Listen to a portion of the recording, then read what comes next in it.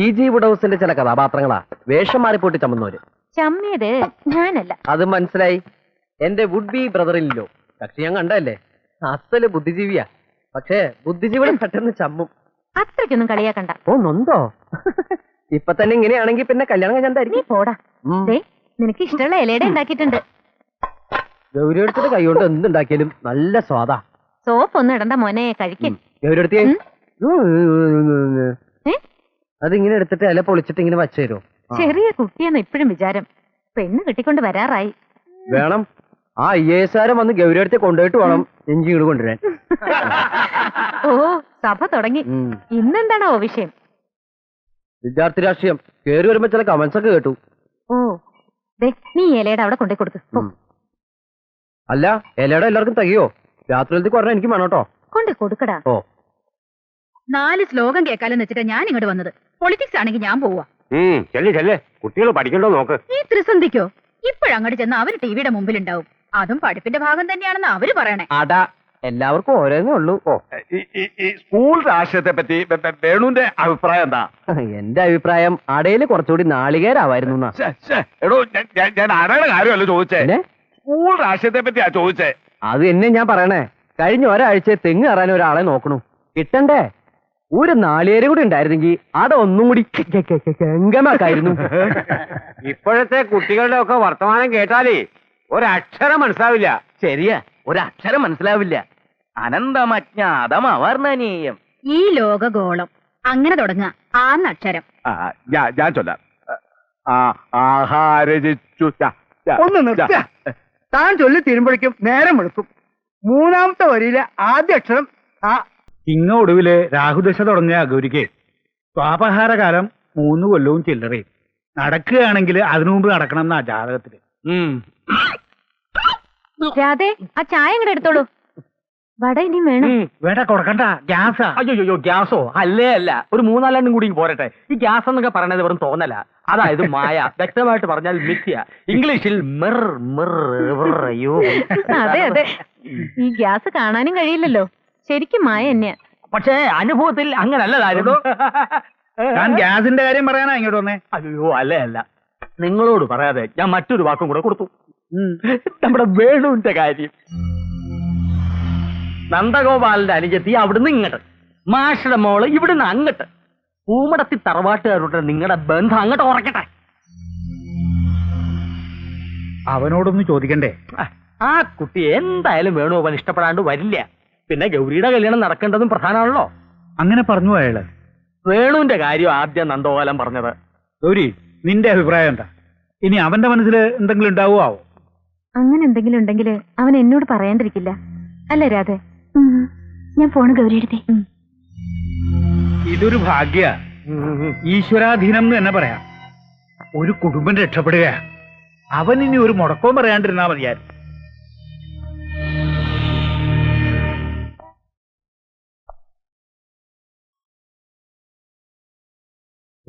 രാധയൊന്ന് കാണായിരുന്നു. ഉണ്ടോന്ന് നോക്കട്ടെ.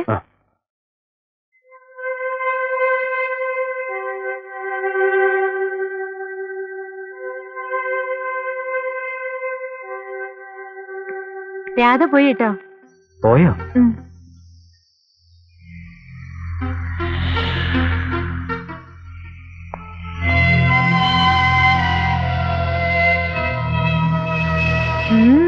ആസ്വദിച്ച് കഴിച്ചോ. ചേച്ചിയുടെ കൈകൊണ്ട് ഉണ്ടാക്കിയതിന്റെ സ്വാദ് ഇനി കുറച്ചു ദിവസം കൂടെ ഉള്ളൂ. ഗൗരിയെടുത്തി ഗൾഫിൽ പോവാ? ഗൗരിയെടുത്തി പോകും. ഓ കല്യാണം. ഏറ്റവും പോക്ക് ഇന്ന് എന്തൊരു ഉത്സാഹം അല്ലടാ വേണു. 2-3 ദിവസമായി. അന്ന് അമ്പലത്തിൽ പോയി വന്നതിന് ശേഷമുള്ള ഉത്സാഹമാ. കളതമാശ. ഇനിയിപ്പോ നീയും കൂടി ഒന്ന് മനസ്സ് വെച്ചാ കല്യാണം വേഗം അങ്ങോട്ട് നടത്താം. ഗൗരിയെടുത്തിയുടെ കല്യാണക്കാരിയല്ലേ, ഞാൻ എന്തിനും റെഡി. അതെനിക്കറിയാം. നിനക്കും വേണമല്ലോ ഒരു പെണ്ണ്. അതൊക്കെ സമയമാകുമ്പോ നോക്കാന്ന്. ആദ്യം ഗൗരിയെടുത്തിയുടെ കാര്യം.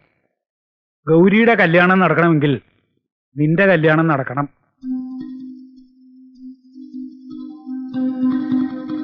പെൺമക്കൾ പുരനിറഞ്ഞു നിന്നാ അതിന്റെ വിഷമം ഒരു അച്ഛനെ അറിയൂ. എത്ര ആലോചനകൾ വന്നവക്ക്. ജാതകം ചേരാണ്ടൊക്കെ മുടങ്ങില്ലേ. ഗൗരിയുടെ കാര്യമായതുകൊണ്ട് നീ സമ്മതിക്കുമെന്ന് വെച്ച് ഞാൻ വാക്കു കൊടുത്തു. എന്ത്? നന്ദഗോപാലന്റെ അനിയത്തി മിടുക്കിയാണെന്ന് സ്വാമി മാസ്റ്റർ എന്ന് പറഞ്ഞു. നീ ഒന്ന് എന്ന് കാണണം.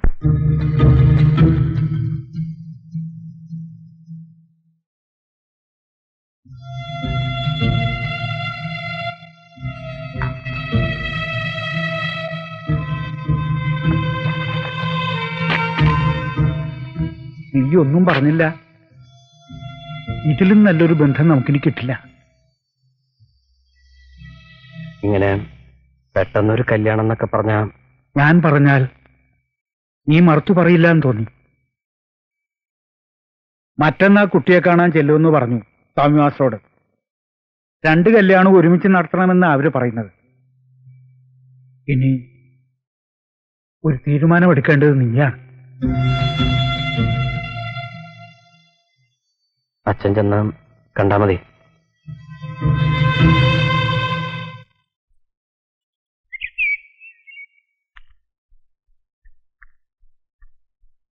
അതെ, ഇങ്ങനെ കണ്ണിന്റെ മുമ്പിൽ നിന്ന് ഒഴിഞ്ഞു മാറിയ ജീവിതത്തിൽ നിന്ന് ഒഴിഞ്ഞു മാറാൻ കഴിയുന്നാവും. കഴിയും.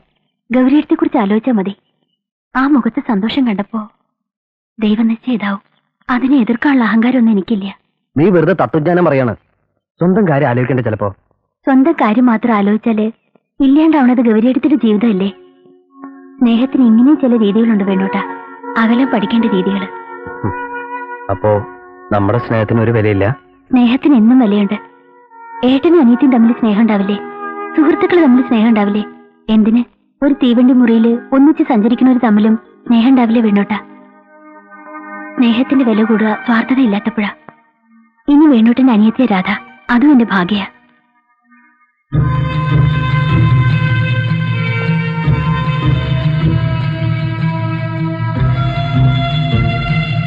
ഇനി ആ മഹാരാജാവ് പോയി.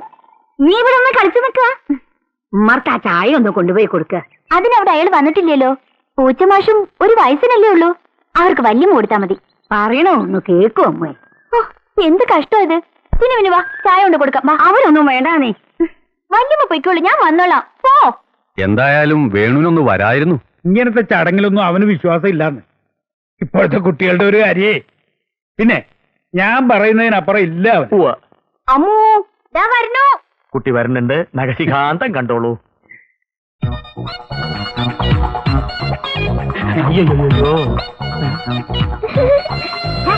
ഇതെന്താത്? അമ്മൂ ഇവിടെ, ഞാനിവിടെ ഉണ്ട്.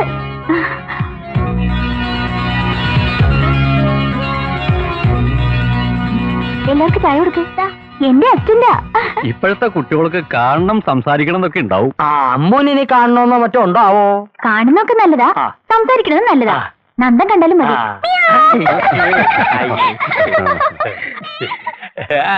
രാഘവ മാഷ് പറയണതിലും കാര്യമുണ്ട്.